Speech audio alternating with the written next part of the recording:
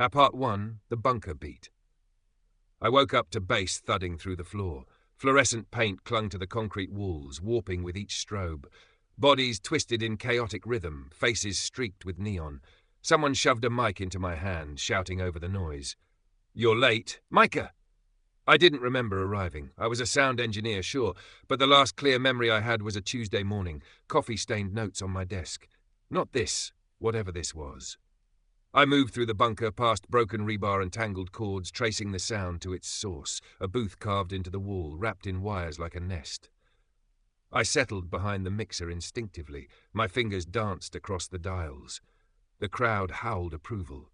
It was intoxicating. Each thump of bass felt like it peeled back a layer of reality, exposing something raw underneath. The walls pulsed in time with the music, sweating cold moisture.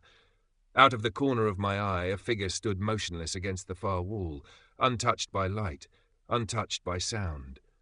When I blinked, it was gone. I twisted a knob and the world lurched. The ground heaved under the crowd's feet. I gripped the mixer, but the music kept playing, and I wasn't touching it anymore.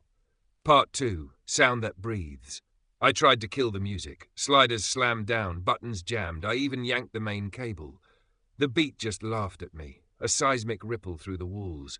No one else seemed to notice. Bodies moved like marionettes, strings pulled by invisible hands, their faces blurred like wet paint running under rain. I stumbled back. My heart raced out of sync with the bass, the only thing still tethered to reality. Something brushed my arm. I turned. Nothing.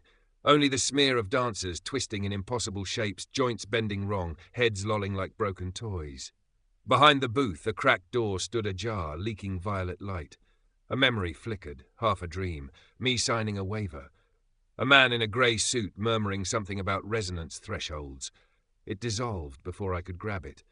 I forced my legs to move, weaving through the frenzy toward the door. The floor felt sticky, like the concrete was breathing. A hand shot out of the crowd, grabbing my wrist. I yanked free and stumbled through the cracked door. Inside, it was dead silent. No music, no crowd. Only a long spiraling staircase, sinking deeper underground. Something whispered from below. You remembered too soon.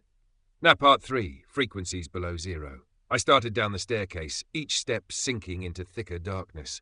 The walls vibrated, faintly humming in a frequency I couldn't quite hear but felt deep in my teeth. The smell was worse, wet stone, burnt copper. My head swam.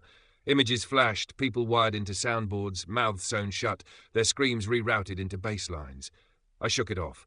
Hallucinations, I told myself. Sleep deprivation. Anything but real. The stairs ended in a cavernous chamber, lit by a single red bulb swinging from the ceiling. At the center stood a monstrous sound rig, built from old radios, phonographs, and broken mixers. It pulsed like a living heart. Cables snaked from the machine to the floor, vanishing into the concrete. And in the middle, strapped to a gurney, was me.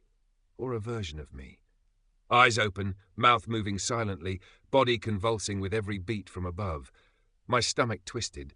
A low vibration rose through the soles of my shoes, vibrating my bones. It wasn't sound anymore. It was command. An invisible hand pushing me forward toward the gurney. Above, through cracks in the ceiling, I heard the crowd chanting something in unison, words I couldn't make out. Then the figure from before stepped out of the shadows. Now part 4, broken echoes. It wasn't a person. It wore the suggestion of a face, stretched and blurred like a photocopy, too many times duplicated. Its body flickered between shapes, a DJ, a bouncer, a friend I almost remembered. The figure moved toward me, its limbs twitching in mechanical rhythm. You crossed back, it hissed, voice flanged and doubled like a warped cassette tape. I staggered away from the gurney, but cables rose from the ground like tentacles, snagging my ankles, wrists, throat. The machine behind the figure pulsed faster, emitting wet, organic squelches between beats. You heard the song of hollow beats. Now you belong below. The cables pulled tight, dragging me backward. I dug my nails into the concrete, screaming. Above, the chanting grew deafening, syllables gnawing at my sanity.